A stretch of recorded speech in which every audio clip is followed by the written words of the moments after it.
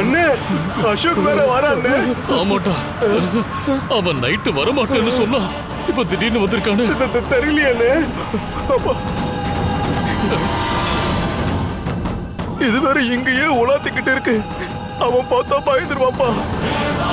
ஆனா நாமளும் ஊருக்கு போகல. என்ன ஏதுன்னு விசாரிச்சா நம்ம மேல சந்தேகம் வந்துடும். என்ன பண்றது?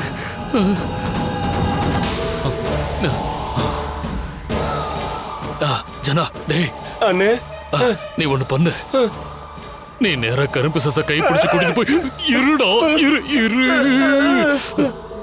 அத நம்ம அவுட் ஹவுஸ் கூட்டிட்டு போய் தங்க வச்சிரு.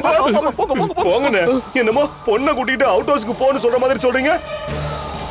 அது கரும் பிசாசுன்னு என்ன ஏதாவது பண்ணிடுச்சுன்னா? டேய் ஜனா, அது நம்மள ஒண்ணும் பண்ணாதுடா. என்னது? போடா போ. நான் போக மாட்டேன். டேய் ஜனா, சரி வா, நானும் உன் கூட வரேன். அசோக் கூட நான் பேச்சு கொடுக்கறேன். அதுக்குள்ள நீ அத கூட்டிட்டு போய் அவுட் ஹவுஸ்ல விட்டுட்டு வந்துரு. அப்போ சரி, நீங்க வந்தா நான் வரேன். சரி இருடா, இருடா. சொல்லாதராய். அண்ணே, பயமா இருக்குண்ணே.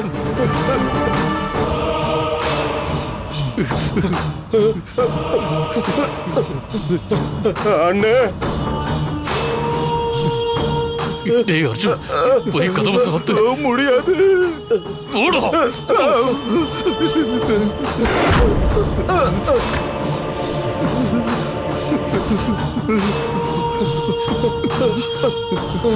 என்னண்ணே இவ்வளவு பயங்கரமா இருக்கு? டேய் ஜனா, போ. அத கூட்டிட்டு போடா. டேய் போடா. நான் சொல்றேன்ல, போடா. போ. கைய புடுறா கைய.